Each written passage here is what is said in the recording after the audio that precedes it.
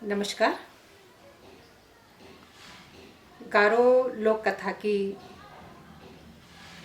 दूसरी कड़ी में आज मैं सुनाने जा रही हूँ एक गारो जातक कथा, डरपोक हाथी।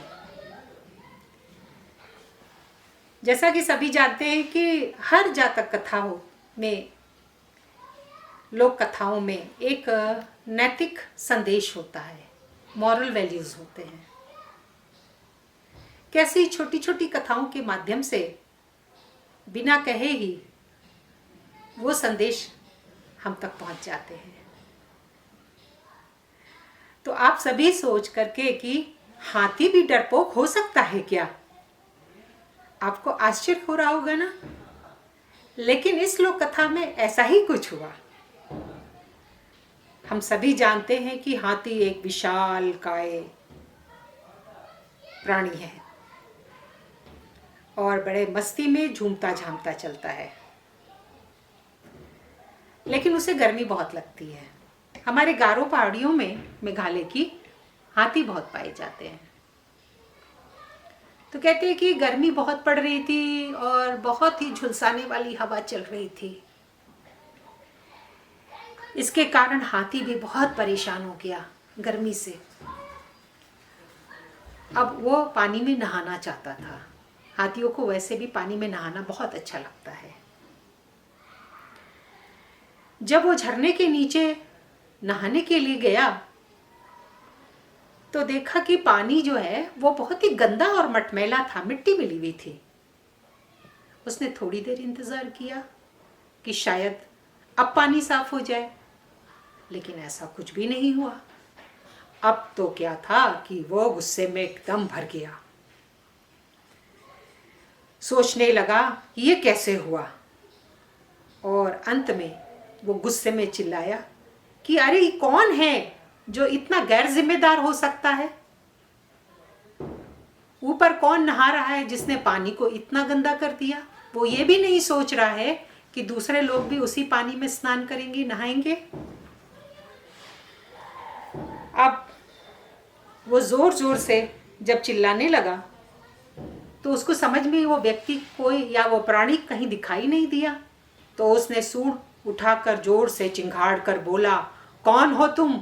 सामने आ जाओ, जो पानी को गंदा कर रहे हो। तुम नहीं जानते मैं एक विशालकाय हाथी हूं और मेरे पानी को गंदा करने का अधिकार तुमको किसने दिया? मैं एक शक्तिशाली जानवर हूं इस जंगल का। जब वो हाथी इतनी जोर जोर से चिल्ला रहा था तो उसी समय एक शाही, एक छोटा सा शाही जिसके पैर शरीर में बड़े बड़े कांटे होते हैं, वो बहुत ही ढीठ था। वो ऊपर नहा रहा था। उसने उसने हाथी की गरजने की, चिंघाड़ने की आवाज सुनी, पर उसने कुछ भी नहीं कहा और ना ही उसका उत्तर दिया, ना ही अपनी नाराजगी जाहिर की। अब क्या था कि बस वो नहाता रहा। उसने कोई ध्यान नहीं दिया, वो ठंडे पानी का आनंद ले रहा था। अंत में उसके मन में एक बात आई, एक उपाय सूझा। उसने अपना बड़ा सा एक कांटा निकाल करके पानी में डाल दिया। अब वो कांटा बहता हुआ हाथी के पास पहुंचा। हाथी ने इतना बड़ा कांटा देख करके, हाथी ने देखा उसको, इतना बड़ा कांटा देख करके हाथी बहुत घबराया। उसने कहा कि अगर किसी के शरीर का एक कांटा इतना बड़ा हो सकता है तो वो जीव कितना बड़ा होगा और कैसे, और हमें नुकसान भी पहुंचा सकता है।